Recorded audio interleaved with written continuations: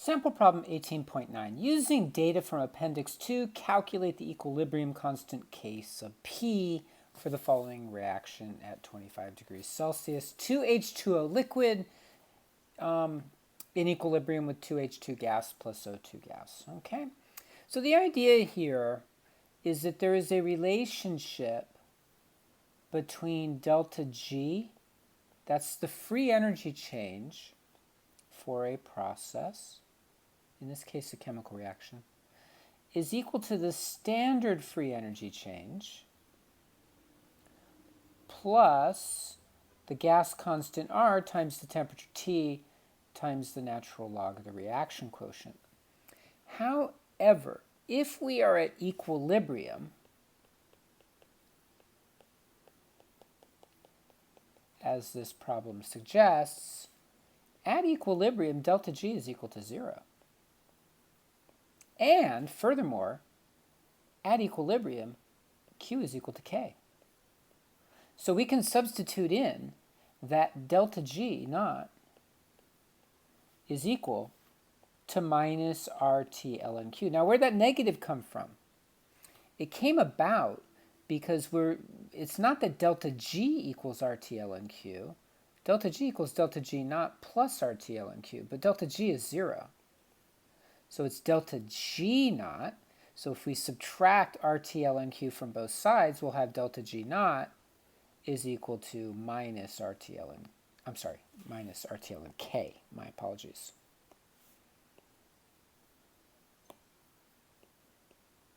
Okay, because we're at equilibrium.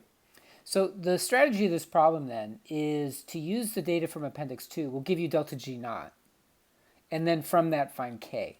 So let me show you the, let's calculate delta G naught first. So delta G naught is the sum of the number of moles of each product times the standard free energy change of each product minus the sum of the number of moles of each reactant times the change in the free energy under standard conditions of each reactant. Okay, so we look those values up. Now, when you look it up for H2,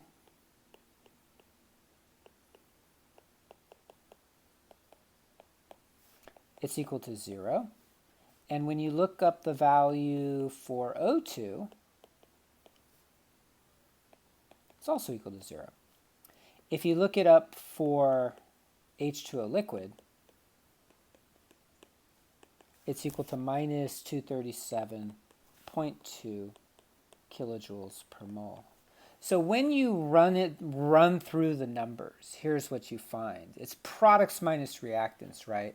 So H2 is 0, O2 is 0. So delta G for this reaction, we'll call it RXN for reaction, is the products, right? So that's 0 minus the sum of the reactants, which is 2 times minus 237.2. So what you get is plus 474.4 kilojoules per mole, right? Minus a minus is plus. So there's your free energy change under standard conditions for this particular reaction. Okay? So we've got that value.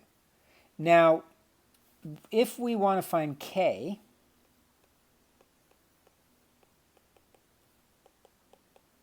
we can use that delta G that we just calculated. Algebraically, if we multiply through by -1 and then divide by RT, we get that negative delta G over RT is equal to ln K. Right? Okay, so we're almost there. So let's go ahead and plug these numbers in. So it's minus a positive, right? So minus 474.4 kilojoules per mole divided by RT, 8.314 joules per k mole times T. The temperature here is 25 degrees Celsius. That's 298 Kelvin. right? Now, we have an issue here with units. This is kilojoules per mole for delta G, but it's only joules per k mole for R. So one way around that is to just go ahead and convert kilojoules into joules. So 1,000 joules per kilojoule. So the kilojoules cancel and you've got joules, okay? So 474.4 times 1,000 is, so let's put the negative, oops, sorry, we lost our,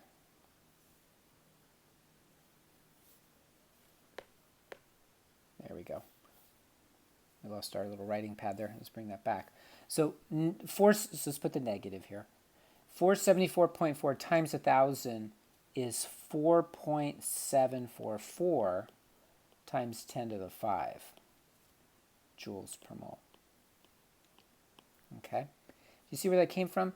1,000 is 10 to the 3. 474.4 is the same as 4.744 times 10 to the 2. 10 to the 2 times 10 to the 3 is 10 to the 5. Okay? Now we're going to divide that by 8.314 times 298. So let's do that calculation.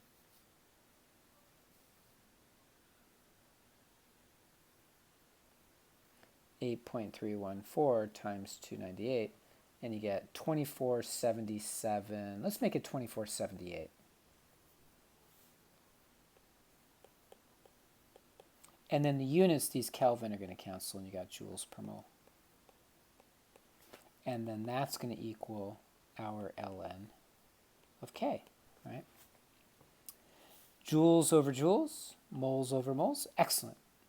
So now we have negative 4.744 times 10 to the 5 over 2478. So negative, okay, let's take a look at these numbers here. Oops. 4.744 times 10 to the 5. So 4.744 times 10 to the 5 equals, but it's negative that, divided by 2478. And you get negative 191.44. Okay.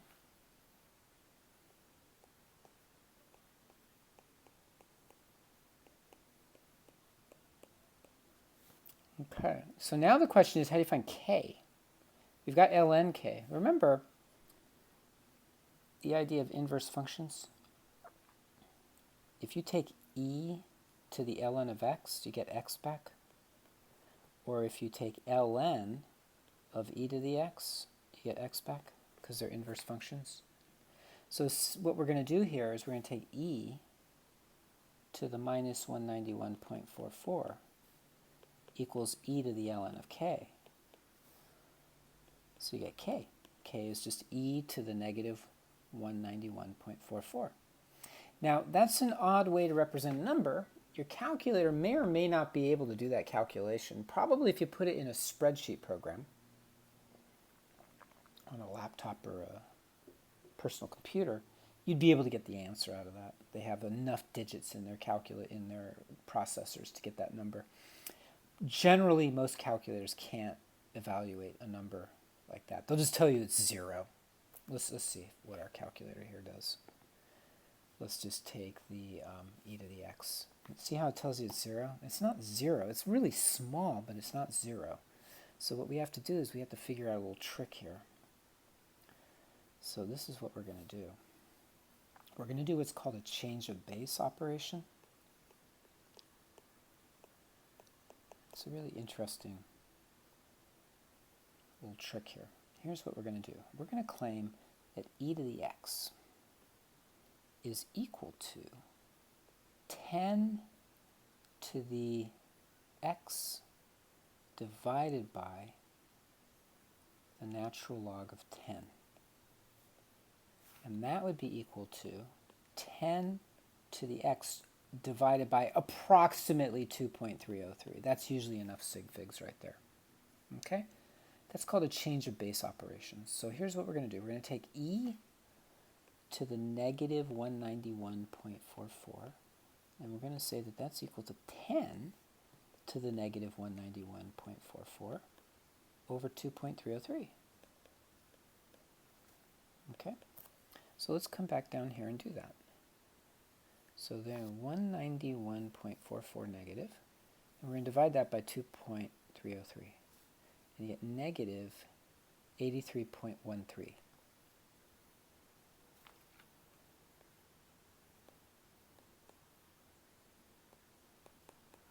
83.13, okay?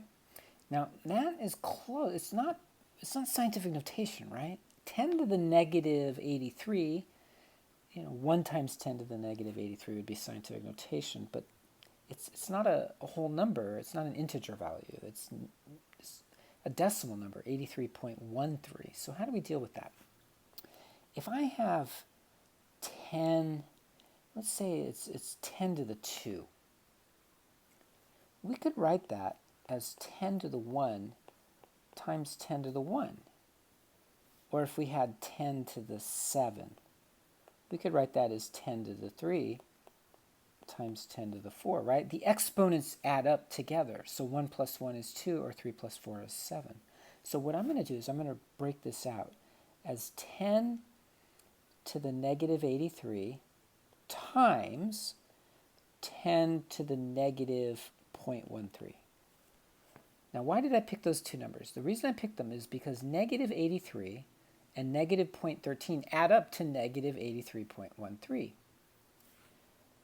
Your calculator can't really evaluate a number that small very well, but it can evaluate this very well.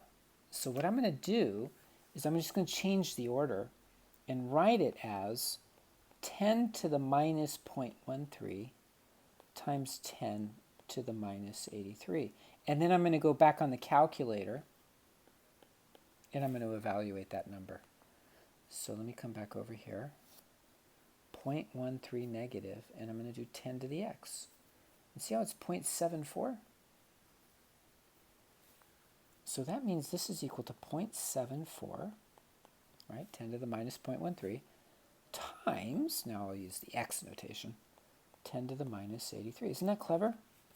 So now that we have it in this form, I can move it over one digit, make that smaller by 1, and now I've got 7.4 times 10 to the minus 84. So now we've evaluated the value of, we've evaluated k. A little redundant in my sentence.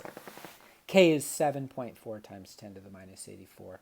Such a small value, we might just say, look, it's just somewhere around 7 times 10 to the minus 84. It's very small. So what that tells us, coming back to the beginning of the problem, is that if you get a large positive value, where's our positive value here? Here it is. Hundreds of kilojoules per mole for delta G. Very positive. That means that for this reaction, reactants to products, if you graph G for free energy, we have to put in a lot of energy for this to occur. Well, where's that energy going to come from? It's not coming from the reaction. It's got to come from the surroundings, right? So if it doesn't come from the surroundings, what you're going to find is this reaction really just doesn't occur. So if delta G is very large but positive, you're going to get a very small equilibrium constant. It's just not going to move towards the products. You're going to get very, very few products, almost zero. And in fact, if you look at the value of K, it shows us how small it is. There's virtually no products in this reaction. So that tells us that if you have liquid water and you want it to form hydrogen gas and oxygen on its own, it's not going to happen. You're not going to get any hydrogen or oxygen. The equilibrium constant for that is virtually zero. You would be very hard pressed to measure any hydrogen or oxygen for this particular reaction.